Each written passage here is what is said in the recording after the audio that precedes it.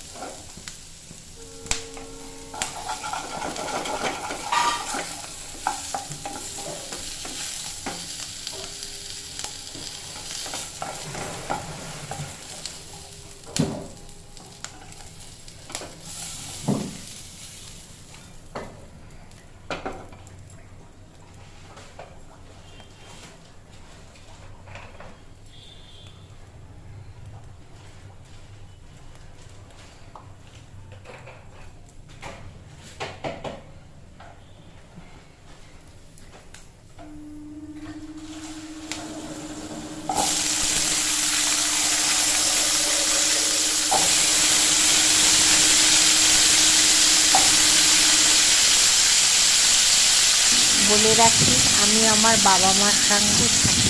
আমার বিয়ে হয়েছিল কিন্তু ডিভোর্স হয়ে গেছে এবং আমাদের কোনো সন্তানাদিও ছিল না। তাই আমি খুব সেরকম রোজগারপাতিও করতে পারি না। আমার বাবার অনেক বয়স হয়েছে, বাবার দুবার হার্ট অ্যাটাক হয়ে গেছে এবং আমার মারও হাঁটু দুটো রিপ্লেসমেন্ট হয়েছে এই 6 মাস আগে। বাবারও 3-4 মাস আগে পেসমেকার বসানো হয়েছে। দুজনেই খুব বয়স্ক। তাই আমি খুবই চিন্তায় আছি যে ওনাদের অবর্তমানে আমার কি হবে। তাই আমি একটুখানি তোমাদের সহযোগিতা চাইছি। যদি তোমরা আমার সঙ্গে সহযোগিতা করে ভিডিওগুলি দেখো এবং আমাকে পছন্দ করতে আরম্ভ করো, তাহলে আমিও একটু দিশা খুঁজে পাই।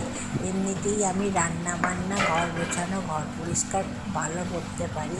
দেখো, কথা বলতে বলতে আমার এখানে ফোড়নগুলো দেওয়া হয়ে গেল। ফোড়নে আমি দিয়েছি 3টে লবঙ্গ, 3টে ছোটো এলাচ, একটা দারচিনি টুকরো, একটু গোলমরিচ, তেজপাতা আর গোটা জিরে। হ্যাঁ, এইগুলো দিয়ে আমি ফোড়ন দিয়েছি। ফোড়নটা একটু লাল লাল হয়ে গেলে কিছুক্ষণ ধরে ফোড়নটা তেলে নাড়তে হবে। একটু লাল লাল হয়ে গেলে অল্প একটু জল দিতে হবে। জল দিতেই হবে, নাহলে মশলাগুলো পড়ে যাবে। তারপর তাতে হলুদ গুঁড়ো আর জিরে গুঁড়ো দিয়ে এই হলুদ গুঁড়ো আর লঙ্কা গুঁড়ো দিয়ে একটু কষাতে হবে। মনে রাখবে একটু অল্প করে জল দেবে, নাহলে মশলাটা পুড়ে যেতে পারে। এরপর আমি একটা পেস্ট করে নিয়েছি। এই দেখো জলটা আমি একটুখানি কমাবো আর তার সঙ্গে হলুদ গুঁড়ো লঙ্কা গুঁড়োটাও দিয়ে দেবো, দিয়ে একটু তেল ছাড়া অবধি কষাবো। তারপর আমি মিক্সিতে একটা পেস্ট করেছি, যাতে দিয়েছি একটা টমেটো, 8-10টা কাজু, একটু পোস্ত বাটা আর একটা কাঁচা লঙ্কা। আর এই দিয়ে আমি মিক্সিতে একটা ঘন পেস্ট তৈরি করে নিয়েছি। এরপর মিক্সির পেস্টটা এইটা হলুদ গুঁড়ো লঙ্কা গুঁড়োটা নাড়া হয়ে গেলে মিক্সির পেস্টটা দিয়ে তেল ছাড়া অবধি আমাদের কষাতে হবে, এবং কষাতে কষাতে যখন তেলটা ছেড়ে আসবে তখন ভাজা আলুগুলো দিয়ে ঢাকা দিয়ে দিয়ে কষাতে হবে। প্রসঙ্গত বলে রাখি, আমার একা সংসার, একা কেউ সাহায্যের জন্য কেউ নেই। আমার বাবা মা দুজনেই বয়স্ক, তাই সব কিছুই আমাকে করতে হয়। কিন্তু কিছু কিছু হেল্পিং হ্যান্ড আছে যারা আমাদের সাহায্য করে, একটু তারা মানে একটু অল্প অল্প সাহায্য করে দেয়। যেমন আমার কোনো ঠিকের লোক নেই, আমার কোনো বাসন মাজা ঘর মোছার লোক নেই, আমার একটু রান্নার কাজে সাহায্য করবার জন্য একটি লোক আছে, এবং সে সব রান্না করে না, একটু অল্প অল্প সাহায্য করে দিয়ে চলে যায়। যেমন ভাতটা করে দিয়ে যায়, মাঝে মাঝে টিফিনটা করে, একাধিক তরকারি করে। ও আমাকে বেশিরভাগ রান্নাটা আমাকে নিজেকেই করে দিতে হয়। যেমন আজকে পনিরের রেসিপিটা আমি বাজাচ্ছি, আর তার সঙ্গে করবো আর করে রেখেছি ডিম দিয়ে ঝাল, আর ফুলকপির পোস্ত ভাত, আর টিফিনে ডালিয়া হয়েছিল, সেটাও মেয়েটি করে রেখেছে। আনাজটাও সে কেটে গেছে, তাই আমি রান্নাটা করেছি। ডিমের ঝালটা খুব কমন রেসিপি, তাই আমি তোমাদের সাথে শেয়ার করলাম না, কিন্তু পনিরটা একটা অন্য রকমের রেসিপি। আশা করি তোমাদের ভালো লাগবে। এই দেখো আমি মশলাটা দিয়ে তেল ছাড়া অবধি কষাচ্ছি, আর জিরে গুঁড়ো আর ধনে গুঁড়ো একটু কষানোর সময় দিয়ে দিচ্ছি। এবং আমার একটু অল্প তেল এবং ঝালে রান্না হয়, কারণ আমার বাবার হার্টের প্রবলেম, ওনার বেশি তেল খেলে ওনার শরীর অসুস্থ হয়ে যায়, ওনার বয়স হয়েছে, তাই রান্নাটা দেখতে ভালো না হলেও আমি অল্প তেলে অল্প গরম মশলায় রান্নাটা করার চেষ্টা করি, কারণ তাতে শরীরের ক্ষতি হবে না এবং সবাই সুস্থভাবে ভালোভাবে খেতে পারবে।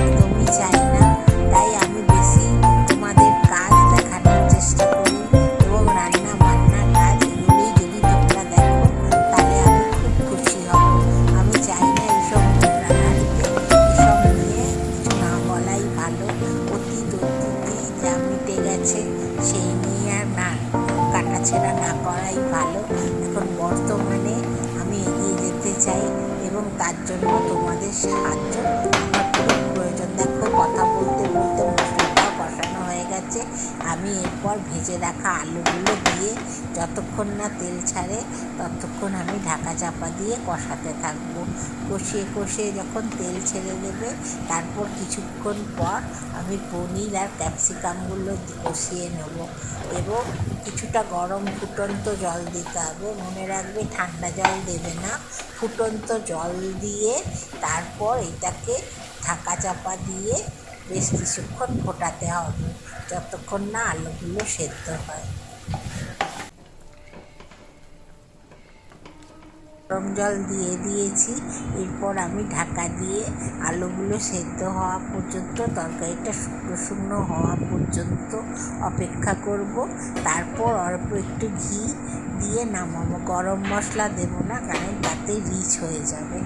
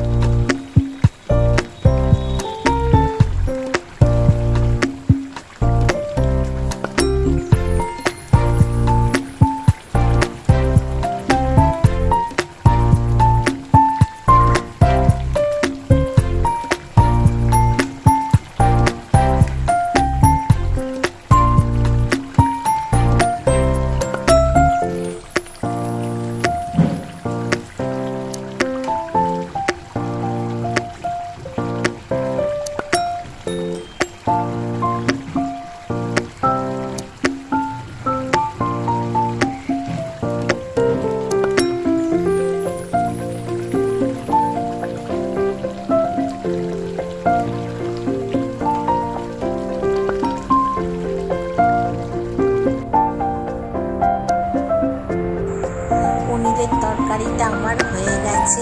এরপর আমি গ্যাসটাকে মুছে নিচ্ছি ভালো করে, স্কচ ব্রাইট দিয়ে ভিম দিয়ে আমি ভালো করে নিয়ে গ্যাসটা মুছে নিচ্ছি। গ্যাসের নিচ টিচগুলো মুছে নিচ্ছি, জানলা টাইল সব আমি ভালো করে মুছে নিয়ে যে কটা বাসন আছে সব মেজে নিচ্ছি এবং তোমাদের দেখাবো যে কীভাবে আমি পনিরটা তুলে দিচ্ছি। সেটা কিছুক্ষণ পরে দেখাবো, পনিরের লাস্ট ফাইনাল লুকটা।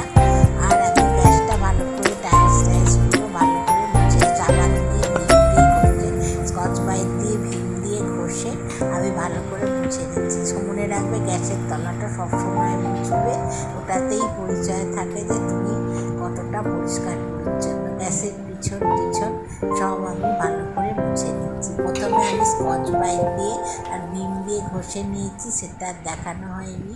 এরপর আমি ভাজা ন্যাকড়া ডাস্টার দিয়ে ভালো করে সবটা মুছে নিচ্ছি।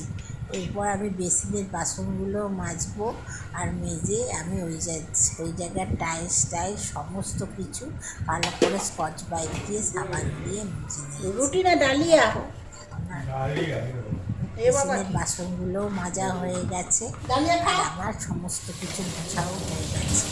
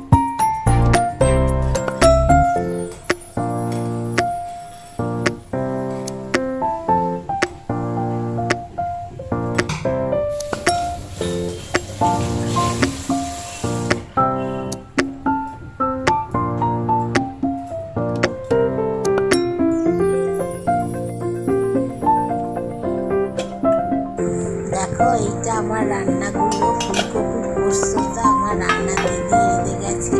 আর এইটা পনিরের ফাইনাল লুক। আর তার সঙ্গে করেছি ডিমের ভাজা করে কষা। এইটা আজকে আমাদের রান্না। আর ছিল আলু পটল ভাতে।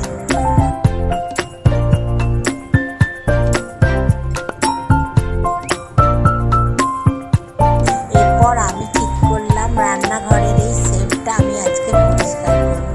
আমাদের এই সেলফের উপরের তাকটায় বড় বড় বাসন আছে এবং বড় বড় ডেস্কি ঢাকনা করা, এইগুলো আমাদের উপরের সেলফটায় থাকে। আর অনেক জলের ফাঁকা কোল্ড ড্রিঙ্কসের বোতল ছিল, সেগুলো আমি আজকে ভাবছি ফেলে দেবো বা কাগজকে দিয়ে দেবো। তাই জন্য সেখানটা আমি ক্লিন করব। ভেতরটা ভালো করে প্রথমে আমি কাঁচগুলো অনেক তেল ছিটে পড়েছে, আমি স্কচ ব্রাইট দিয়ে ভিম দিয়ে আর ন্যাকড়া দিয়ে ভালো করে কাঁচগুলো মুছে নিচ্ছি। এরপর আমি উপরের তাকটা গোছাতে আরম্ভ করব। বোতলগুলো প্রথমে নিচে নামিয়ে রাখবো, তারপর বাসনগুলো সরিয়ে সরিয়ে ভালো করে মুছে আমি গুছিয়ে রাখবো। এখানে আমাদের বড় বড় বাসনগুলোই থাকে।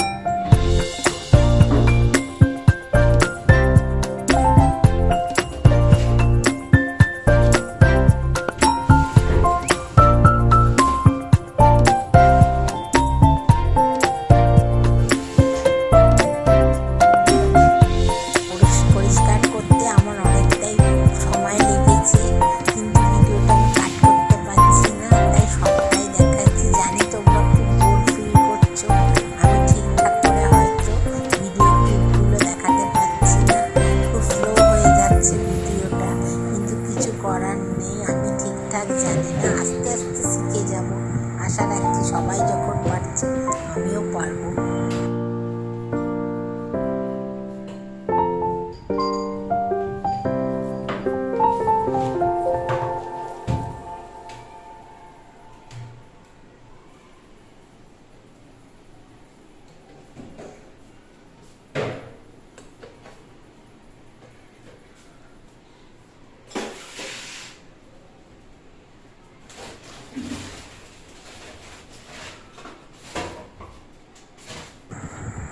এরপর আমি মধ্যিখানের তাকটা পরিষ্কার করতে আরম্ভ করেছি।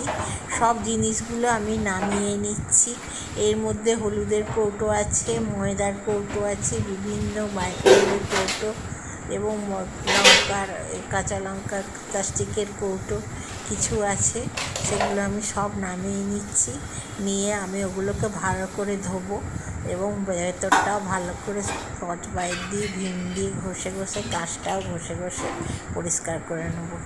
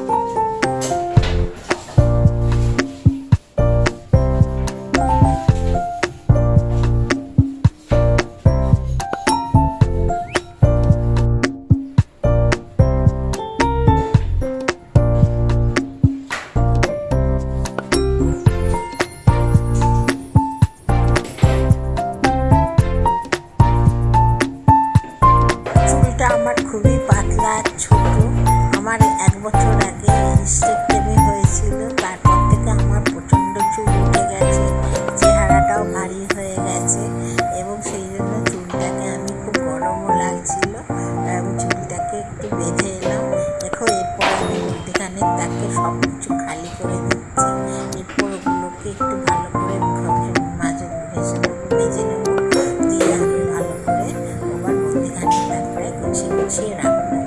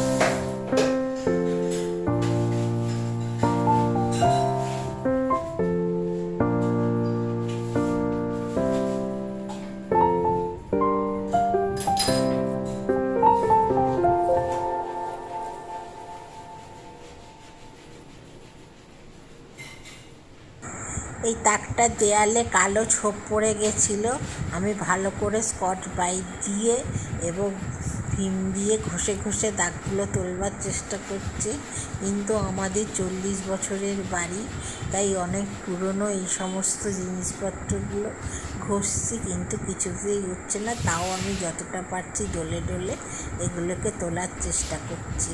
এমনিতে আমি প্রত্যেক মাসেই একবার রান্নাঘর ডিপ ক্লিন করি, তাই খুব একটা ময়লা আমার হয় না, কিন্তু অনেক দিনের বাড়ি বলে আস্তে আস্তে কিছুটা ময়লা তো ধরেই। তবু আমি যেভাবে মেনটেন করে রাখি, সবাই বলে বাড়িটা যেন মোটে 10-15 বছরই হয়েছে, কিন্তু একটা 40-42 বছর আগেকার বাড়ি। আমি দেখাবো, আমাদের এটা দোতলা বাড়ি, ওপরেও রুম আছে, ওপরে রুম, দুটো বাথরুম, রান্নাঘর, দুটো রুম, ডাইনিং স্পেস, ডাইনিং কাম ড্রয়িং রুম সবও আছে। নিচেও একটা ডাইনিং কাম ড্রয়িং রুম আছে, দুটো রুম আছে, দুটো বাথরুম আছে, একটা রান্নাঘর আছে, ওপরেও একটা রান্নাঘর আছে, কিন্তু সেখানে কেউ কোনোদিন আমরা রান্না করিনি। আমরা বাড়িতে মানুষ বলতে 3 জন। ওপরে আসলে আমার একটা ভাইও আছে, তার মিসেস আছে, তাদের একটা 1 বছরের ছেলেও আছে।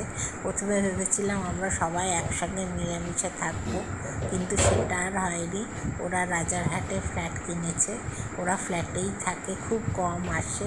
আর আমার ভাই থাকবে এবং আমাদের কিছু সবাই থাকবে বলেই দোতলাটা তৈরি করা হয়েছিল, কিন্তু সেটা আর কোনো কাজে আসেনি। দোতলাটা আমি পরিষ্কার পরিচ্ছন্ন করে সাজিয়ে গুছিয়ে রাখি। আস্তে আস্তে তোমাদের দোতলার ক্লিনিং ভিডিওও আমি দেখাবো। আর আমার প্রচণ্ড গাছের শখ আছে, আস্তে আস্তে আমি তোমাদের বাগানও দেখাবো।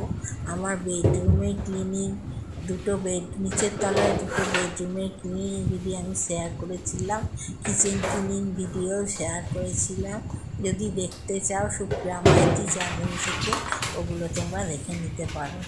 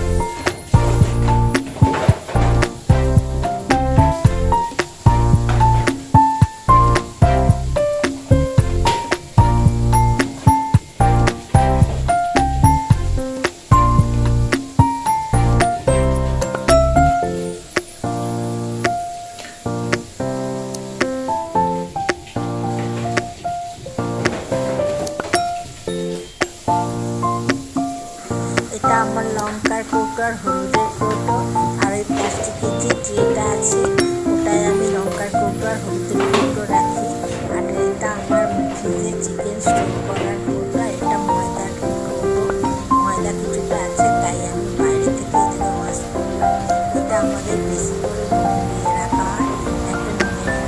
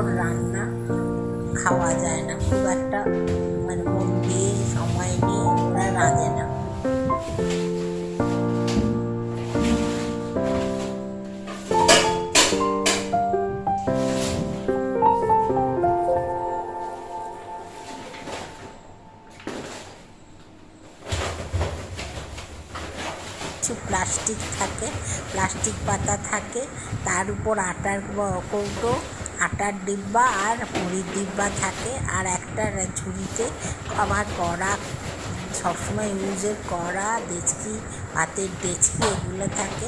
দেখো প্লাস্টিকটায় অনেক আটার গুঁড়ো পড়েছে, তাই প্লাস্টিকটা আমি ভালো করে স্কচ ব্রাইট দিয়ে সাবান দিয়ে ঘষে ঘষে ধুয়ে উপরে রডটায় জল ঝরতে দিয়ে দিচ্ছি।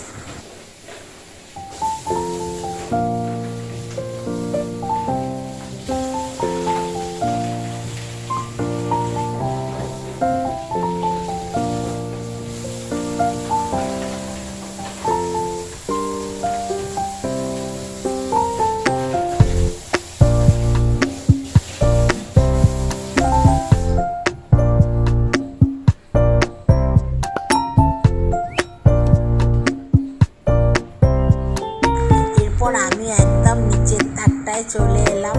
তারপরে যেখানে আমার বাসনগুলো আছে দেখতেই পাচ্ছ, ওটা পরিষ্কারই আছে, সমস্ত ধোয়া বাসন আছে, তাই ওটাতে আর কিছু করলাম না। একেবারে নিচের তাকটায় এসে আটার বয়ামটা, প্রচণ্ড আটার গুঁড়ি লেগে আছে, কারণ মুড়িটা আমার রান্নার মেয়ে করে, এবং আটার বয়ামটা আর মুড়ির বয়ামটা আমি ভালো করে স্কচ ব্রাইট দিয়ে ঘষে ঘষে নিলাম, ভালো করে ধুয়ে নিচ্ছি, নাহলে ময়লা যাবে না। তারপর আমি মুড়ির অনেকক্ষণ ধরেই করেছি, কিন্তু গোটাটা আমি ভিডিওতে দেখলে অনেক বড় হয়ে যাবে, তাই আর বেশি ভিডিওতে দেখলাম না। ভিডিওটাকে আমি একেবারে ক্লিন করে নিয়েছি। এরপর আমি কড়া রাখার আর ডেচকি রাখার ঝুড়িটাও ভালো করে স্কচ ব্রাইট দিয়ে ঘষে ঘষে, আমি এখানে আর ধোবো না, আমি বেসিনে দেখবো ওটাকে ভালো করে ধুয়ে নিয়ে আসছি।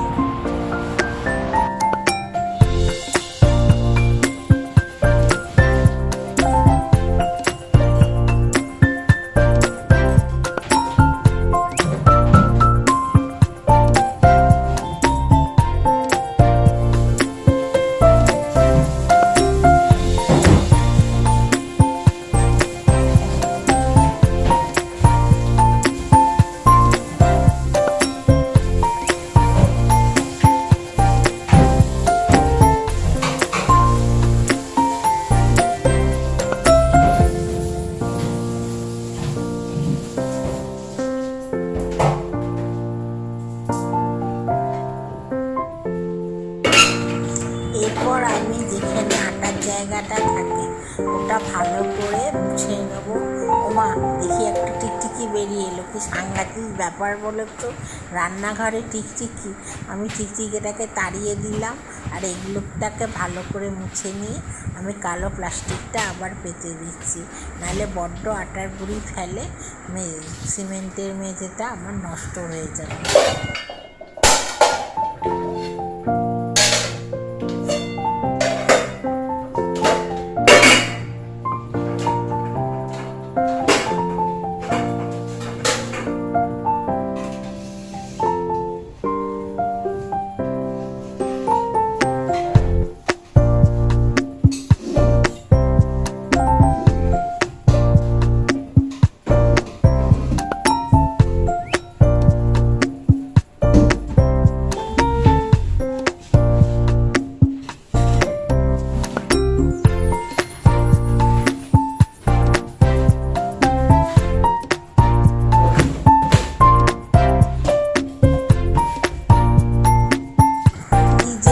বানাচ্ছি নিজেই জানি না, কি যে আবোল তাবোল বলছি তোমাদের সঙ্গে তাও বুঝতে পারছি না।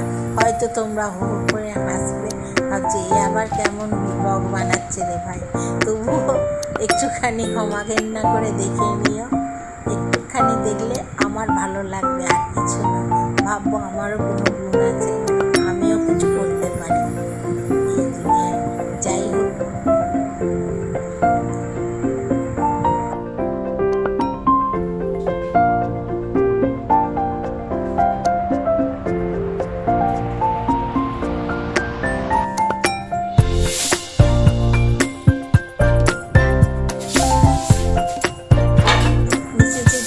পড়েছিল সেটা আমি ভালো করে ঝাঁটা দিয়ে, ওখানে দেখা একটা নালি আছে, আমি বাইরে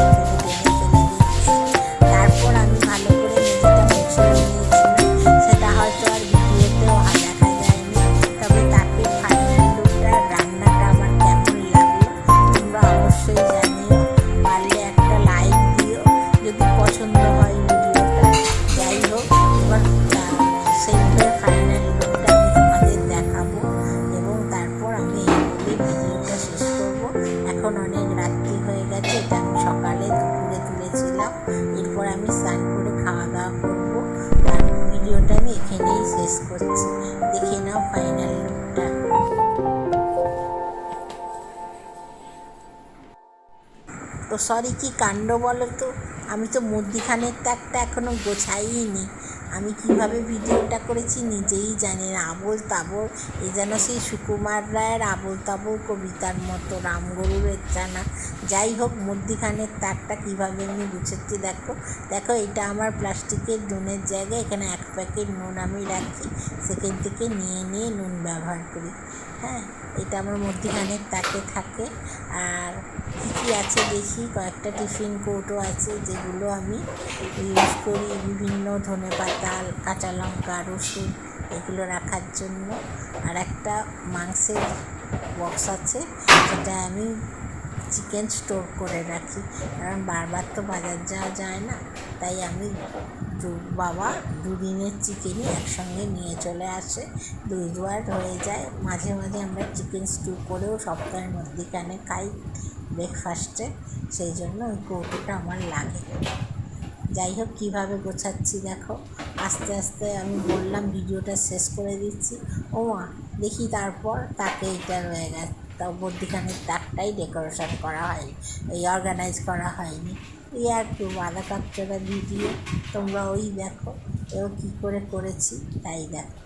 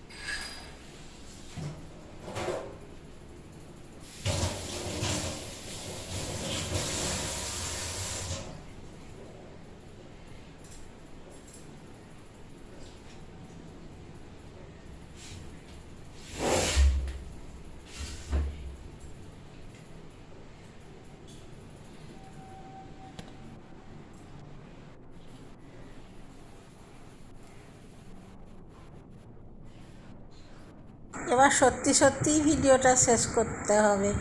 রান্না আর এই দেখো আমার সেলফটা গোছানো হয়ে গেছে, সেলফের ফাইনাল লুকটা। নিচের তাকটা অনেক পরিষ্কার লাগছে, সুন্দর লাগছে। আস্তে আস্তে আমি আসলে এক জিনিস সব করি।